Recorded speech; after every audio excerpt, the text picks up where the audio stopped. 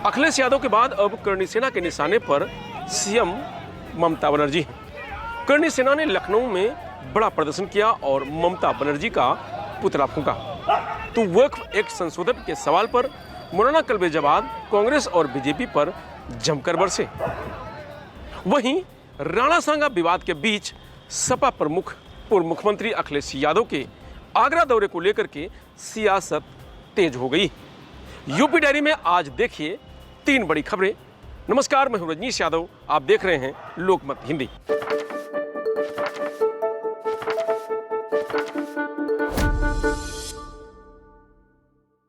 पश्चिम बंगाल के मुर्शिदाबाद में हाल ही में हुए हिंसक घटनाओं के विरोध में करणी सेना ने लखनऊ में जोरदार प्रदर्शन किया। संगठन के कार्यकर्ताओं ने हजरतगंज क्षेत्र में एकत्रित होकर पश्चिम बंगाल की मुख्यमंत्री ममता बनर्जी के खिलाफ जमकर नारेबाजी की और उनका पुतला दहन किया। इस प्रदर्शन ने मुर्शिदाबाद की घटना को लेकर देश भर में व्याप्त आक्रोश और भी मुखर कर दिया है।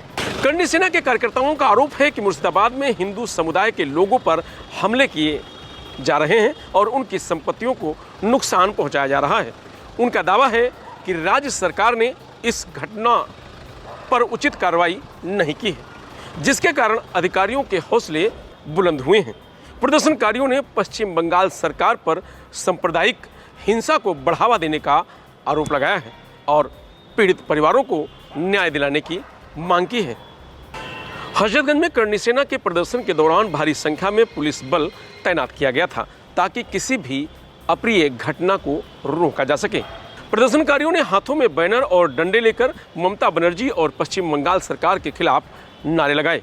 उन्होंने राज्य सरकार पर तुष्टीकरण की राजनीति करने का आरोप भी लगाया और केंद्र सरकार के इस मामले में हस्तक्षेप करने की मांग की है।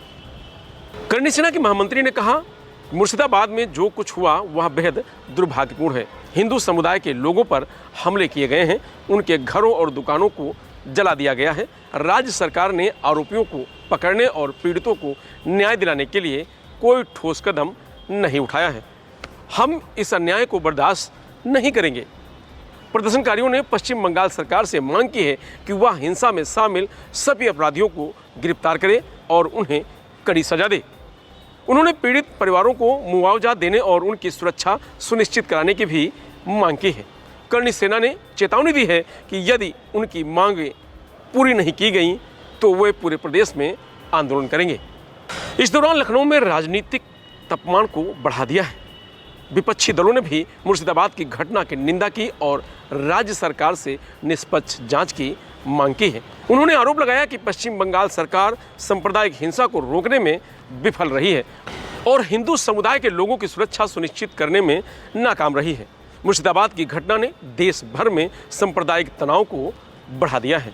विभिन्न हिंदू संगठनों ने इस घटना की निंदा की है और दोषियों के खिलाफ कड़ी कार्रवाई करने की मांग की है। सोशल मीडिया पर भी इस घटना को लेकर लोगों में भारी आक्रोश देखा जा रहा है।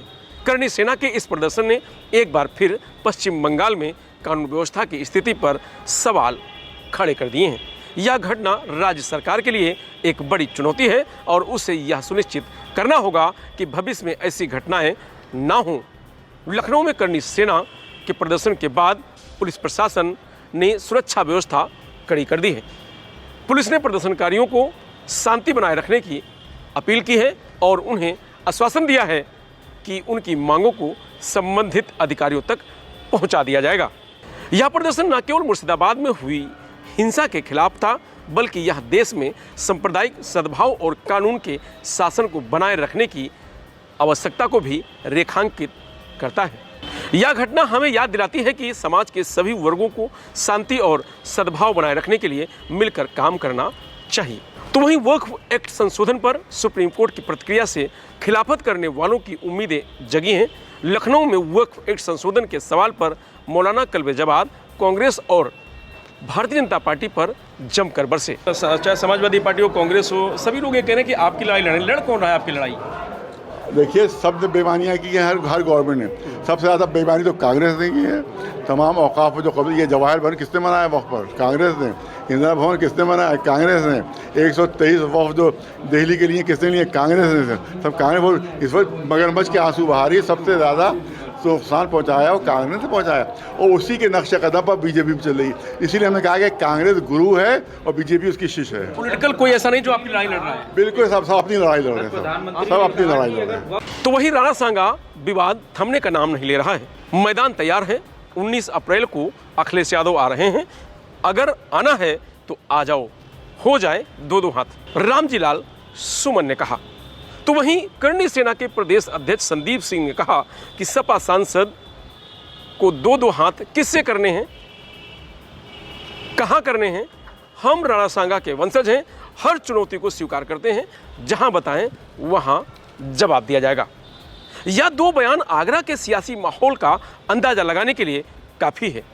26 मार्च को करणी सेना ने 800 कार्यकर्ताओं के साथ सपा सांसद रामजी लाल सुमन के घर पर तोड़फोड़ की थी। 16 दिन बाद करणी सेना ने सांसद के घर से 15 किलोमीटर दूर रक्त स्वाभिमान सम्मेलन किया।